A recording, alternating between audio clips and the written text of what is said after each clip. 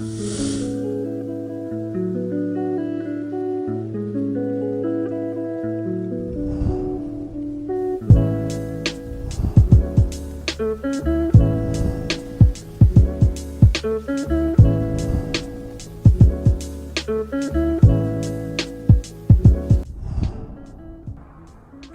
Assalamualaikum. Nama saya Nur Asikin binti Muhammad Tajuddin, AM 211-010-568.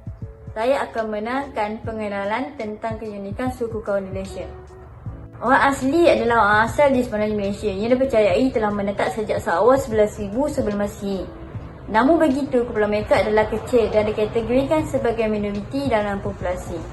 Sebahagian besar daripada mereka tinggal di kawasan pedalaman Malaysia jauh daripada majoriti rakyat Malaysia. Saban tahun, jumlah rakyat etnik didedahkan kepada umur semakin meningkat. Kira-kira 18 etnik orang asli telah dikenal pasti dengan masing-masing menggunakan bahasa yang beza. Contohnya Temia, Semai, Senoi, Jakun, Temuan dan Negoto. Dari segi budaya kepada cara kehidupan, mereka masih mengamalkan amalan yang sama dari zaman nenek moyang mereka. Tetapi masih ramai individu yang mempunyai persepsi negatif terhadap cara kehidupan orang asli. Namun budaya orang asli telah membawa banyak kebaikan kepada rakyat Malaysia kerana negara kita kaya dengan masyarakat berbilang kaum. Bukan itu sahaja, masyarakat orang asli juga dapat hidup bersama alam semula jadi tanpa merosakkan habitat flora dan fauna. Di sini jelaslah kepada kita bahawa masyarakat orang asli sebenarnya mempunyai satu adat dan budaya yang amat unik, terutamanya bagi orang-orang Semai, kerana mereka menjaga hubungan baik dengan ketiga-tiga unsur di dunia ini, iaitu makhluk supernatural, manusia dan alam semula jadi. Sehubungan dengan itu, walaupun kehidupan mereka masih lagi dipengaruhi dengan pemikiran lama serta budaya turun-temurun mereka, tetapi mereka juga mempunyai keinginan untuk berubah ke arah yang lebih baik dari segi pendidikan.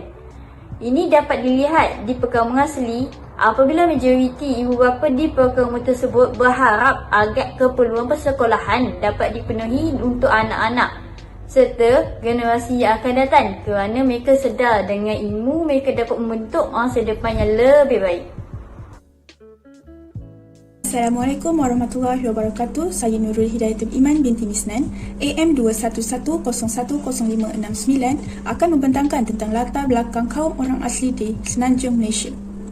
Orang asal atau lebih dikenali sebagai orang asli merupakan sebuah terma yang merujuk kepada tiga kumpulan utama. Tiga kumpulan utama ini adalah kumpulan Negrito, kumpulan Senoi dan kumpulan Melayu Proto. Setiap kumpulan ini boleh dibahagi kepada sub-etnik yang berbeza mengikut corak kehidupan mereka masing-masing. Corak kehidupan mereka dibezakan mengikut lokasi di mana mereka menetap, sama ada di hutan, di tepi sungai atau di pinggir pantai. Pada tahun 2016, populasi orang asli mencatatkan seramai 178,197 orang, merangkumi 0.6% jumlah masyarakat di semenanjung Malaysia.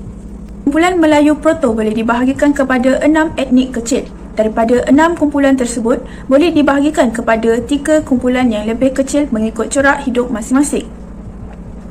Kumpulan pertama mewakili kumpulan yang mengamalkan cara hidup seperti orang Melayu, berbahasa Melayu dan berpakaian orang Melayu seperti orang Temuan, iaitu salah satu etnik Melayu Proto. Kumpulan kedua mewakili etnik yang mengamalkan cara hidup gabungan orang Senoi dari segi bahasa dan budaya. Manakala kumpulan yang terakhir mewakili kumpulan yang tinggal di kawasan pantai, beragama Islam serta berbahasa dialek Sumatera. Melayu Proto dikatakan datang dari kawasan pertengahan Asia, dipercayai dari kawasan Yunnan di China sekarang melalui Indo-China iaitu Myanmar, Laos, Kemboja, Vietnam dan Thailand sebelum sampai ke Malaysia sekitar tahun 2500 dahulu. Kumpulan pertama Melayu Proto tiba di semenanjung Malaysia melalui darat. Kelompok Senoi merupakan kumpulan orang asli yang terbesar di negara kita. Istilah Senoi diambil daripada perkataan etnik Semai atau Temia, iaitu Senoi atau Semoi yang membawa makna orang. Mereka mendiami kawasan tengah dan utara semenanjung Malaysia yang datang sekitar tahun 8,000 tahun dahulu dari kawasan pergunungan Kombonia atau Vietnam. Dalam sejarah Kesultanan Melayu zaman dahulu, orang Semai iaitu salah satu etnik Senoi diberikan kedudukan tertinggi di kalangan ahli masyarakat apabila raja atau sultan akan melantik ketua orang semai sebagai penghulu bagi mengawasi kawasan desa atau pendalaman. Orang semai juga terlibat dengan kebanyakan aktiviti istana termasuklah bekerja sebagai pawang, pembantu, askar, pemburu. Orang Negrito merupakan kelompok terkecil yang masih ada di Malaysia, tetapi mereka dipercayai paling awal menetap di Malaysia bermula sekitar 25,000 tahun dahulu. Ciri-ciri tubuh mereka mirip dengan orang dari Pulau Andaman, Pulau Aita di Filipina, Kepulauan Melanesia di Fiji dan Kepulauan Tasmania di Australia. Orang Negrito diandaikan berasal dari benua Afrika sebelum beranak pinak di Malaysia. Mereka juga mendiami di kawasan pergunungan di Kelantan, Terengganu, Perak, Kedah dan Pahang. Orang Negrito boleh dibahagikan kepada 6 kumpulan kecil mengikut lokasi mereka. Oleh kerana mempunyai kedudukan geografi yang berbeza mengikut etnik, dialek mereka juga mempunyai campuran elemen yang berlainan dipercayai berasal daripada bahasa Proto-Mon Khmer serta meminjamkan banyak elemen bahasa yang digunakan oleh orang Vietnam, Khmer dan bahasa Munda di India. Hai, saya Nuris Rizal binti Muhammad Yusri AM2111010567. Saya akan membentangkan tentang cara hidup kaum asli di Semenanjung Malaysia. Terdapat sekurang-kurangnya 18 suku dari etnik orang asli di Semenanjung Malaysia. Mereka dikategorikan kepada 3 kumpulan utama berdasarkan genetik dan asal-usul. 3 kaum asli yang utama di Malaysia adalah kaum Negrito, Melayu Proto dan Senoi. Ketiga-tiga kaum asli ini mempunyai identiti, budaya dan cara hidup masing-masing. Di bawah kaum Negrito terdapat 6 subetnik iaitu Kensiu, Kinta, Lanoh, Cahai, Mandrik dan Batik. Kumpulan ini banyak ditemukan di dalam lingkungan hingga ke bahagian utara Semenanjung. Sebahagian besar masyarakat Negrito masih lagi hidup di dalam kawasan pedalaman dan masih mengamalkan cara hidup nomad. Kaum Negrito akan bertani dan mengamalkan kaedah menebang dan membakar. Mereka akan berpindah selepas tanah yang mereka bercucuk tanam kehabisan baja dan menjadi tanah yang tidak subur, dan mereka akan mula berpindah ke tempat yang lain bagi kelangsungan hidup. Kaum ini sebenarnya lebih mengutamakan aktiviti ekonomi seperti memburu, menangkap ikan dan mengumpul hasil hutan seperti kayu gaharu dan madu lebah. Paling menarik adalah sebahagian kaum ini masih lagi mengamalkan sistem baka dalam kehidupan seharian mereka. Di bawah kaum Melayu Proto terdapat subetnik seperti orang Kuala, orang Kanak, orang Seleter, Jakun, Semela dan Temuan. Orang Melayu Proto mahir dalam membuat alat bercucuk tanam, membuat barang pecah belah iaitu barang yang berasaskan kaca dan alat perhiasan. Masyarakat ini tidak lagi mengamalkan pertanian dan sudah mula melibatkan diri dengan aktiviti tanaman sawah padi, ladang getah dan pokok buah-buahan. Tingkah laku dan aktiviti yang dilakukan oleh kumpulan ini masih perlu mematuhi hukum-hukum yang telah ditinggalkan oleh nenek moyang mereka sebelum ini. Terdapat beberapa subetnik di bawah kaum Senoi iaitu Temia, Semai, Semok Beri, Jahut, Mahmeri dan yang terakhir Cewong. Masyarakat Senoi lebih menggiatkan aktiviti bertani walaupun aktiviti tersebut bercorakkan sara diri, namun mereka masih mengekalkan tradisi yang diwarisi sejak dahulu lagi. Masyarakat kaum Senoi banyak menanam padi bukit dan sayuran. Ada juga yang mula menanam getah dan pokok buah-buahan. Aktiviti seperti memburu, menangkap ikan dan mengumpul hasil hutan dilakukan secara sampingan. Masyarakat orang asli mengamalkan sistem kekeluargaan bilateral, iaitu ahli keluarga dikira daripada kedua-dua nasab, iaitu nasab ibu dan nasab bapa. Oleh itu, individu-individu yang mempunyai pertalian darah dianggap sebagai keluarga. Dari aspek perkahwinan pula, masyarakat orang asli biasanya mengamalkan sistem eksogami, iaitu mereka tidak akan memilih kaum keluarga terdekat sebagai pasangan hidup bagi menambah bilangan ahli keluarga dan perkaitan hubungan persaudaraan. Assalamualaikum dan selamat sejahtera kepada Madam Zuraidi. Nama saya Fatin Naziha binti Muzaidi dan saya akan membentangkan bahagian hasil kajian yang telah saya dan kumpulan saya peroleh dari tugasan ini. Baiklah, sebelum kajian terhadap masyarakat orang asli dilakukan, kewujudan orang asli dalam kategori etnik tidak wujud. Kebanyakan orang asli di Semenanjung tidak melihat diri mereka sebagai satu kumpulan. Sebaliknya, mereka menggunakan tempat geografi yang mereka menetap sebagai identiti mereka. Apabila kajian terhadap orang asli mula dilakukan pada tahun 1960, kategori suku kaum bagi orang asli dapat dikenal pasti berdasarkan budaya, lokasi, geografi dan cara hidup mereka. Orang asli dibahagikan kepada 3 kumpulan suku kaum, iaitu Negrito, Senoi dan Melayu Proto.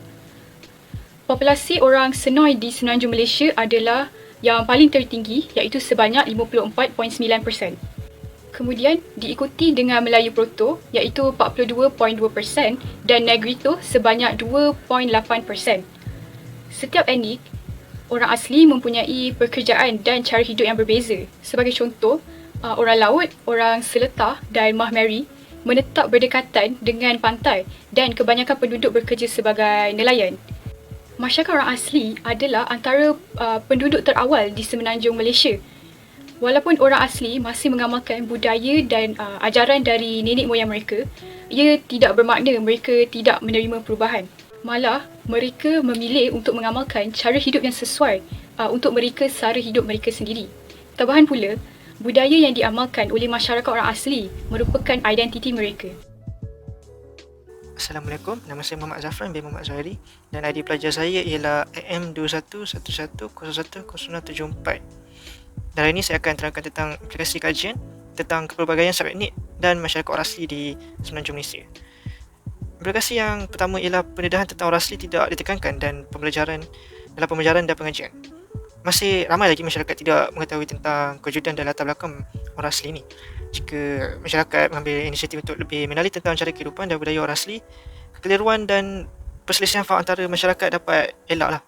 Seperti masa sekolah dulu, topik orang asli sangat sikit ataupun kecil yang kita pun tak nak ambil tahu lagi tentang orang asli. Dan tak ada banyak penjelasan tentang orang asli ni masa dulu. Setelah saya mencari maklumat tentang orang asli, saya baru tahu yang orang asli ada 3 kaum utama dan dalam 3 kaum itu ada lagi etnik berdasarkan cara hidup mereka. Salah satu lagi penyebab yang masyarakat tidak mengambil tahu tentang orang asli adalah setengah budaya yang diamalkan oleh orang asli ni bukan satu yang biasa lah. Jadi kita macam jarang sangat nampak mereka di tempat awam semua, jadi kita tak tahu apa dia orang buat. Yang kedua pula ialah tak semua masyarakat orang asli mampu untuk sara diri hidup mereka sendiri. Walaupun ada kalangan mereka yang hidup di hutan secara nomad, iaitu pindah randah untuk cari tempat lagi elok, makan, air semua, mereka masih mengalami kekurangan dari segi makanan, kewangan dan kesihatan. Hasil yang mereka peroleh tidak mencukupi untuk keperluan seharian. Ini mungkin kerana beberapa faktor seperti kawasan hutan sudah banyak kena ambil, yang kawasan rumah macam tu, haiwan di hutan yang diburu dah makin kurang, lepas tu air sungai banyak tercemar dan banyak lagi. Sebab itu kehidupan orang asli semakin sukar sebab kita yang ambil. Tetapi kerajaan Malaysia telah mengambil tahu tentang masalah mereka dan terus mengambil tindakan untuk membuatkan hidup orang asli lebih mudah. Kerajaan Malaysia telah menyediakan pelbagai kemudahan seperti penjagaan kesihatan, keselamatan dan komunikasi dan pendidikan. Dan ia memang sangat membantulah. Macam banyak nampak di televisyen yang orang asli dah ada rumah besar, orang asli dah ada macam tablet pun ada, smartphone lagi canggih dari saya pun ada. Dan orang asli memang ada ramai juga yang pandai, seperti masa SPM 2019 macam tu kot, ada 3 orang dapat 9A dan selainnya pun still atas dari 4A macam tu. Ramai juga orang asli yang memang pandai, cuma kita yang tak ambil tahu dan mereka, kita tak tahu potensi diorang sebab diorang tidak terdedah dengan apa yang kita selalu buat seharian seperti teknologi semua macam tu. Dan dia boleh menunjukkan yang orang asli sebenarnya bukanlah tidak ada macam civilized macam tu lah. Mereka ni sebenarnya sama macam kita, cuma tidak ada kemudahan seperti kita. Hai, Assalamualaikum. Sekarang saya akan membuat kesimpulan berdasarkan kajian yang kami lakukan.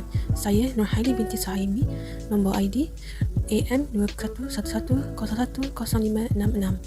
Kesimpulannya, kumpulan etnik, bangsa atau suku kaum di Malaysia mempunyai keistimewaan tersendiri. Namun begitu, orang asli merupakan kumpulan etnik yang lain daripada yang lain. Ini kerana mereka telah menetap di Malaysia sejak sekian lama. Bukan itu sahaja, bahasa dan budaya yang diamalkan oleh nenek moyang mereka masih lagi diamalkan sehingga ke hari kini. Kami juga mendapati jumlah populasi orang asli di Semenanjung Malaysia semakin meningkat. Dengan adanya peningkatan populasi masyarakat orang asli di negara kita setiap tahun, kisah berkenaan kehidupan mereka sering menjadi perbualan di media. Namun begitu, masih ramai yang tidak begitu memahami kedudukan orang asli dalam struktur masyarakat kita. Oleh itu, kita sebagai masyarakat yang hidup dalam berbilang kaum haruslah mengambil tahu tentang kehidupan budaya etnik yang lain. Lebih-lebih lagi, etnik minoriti orang asli. Budaya adalah lambang dan identiti sesebuah kaum. Ia amat bernilai dan tidak boleh dijual beli maupun dicipta begitu sahaja. Malah, budaya dapat menceritakan kisah nenek moyang kita serta asal-usul atau sejarah suatu kaum.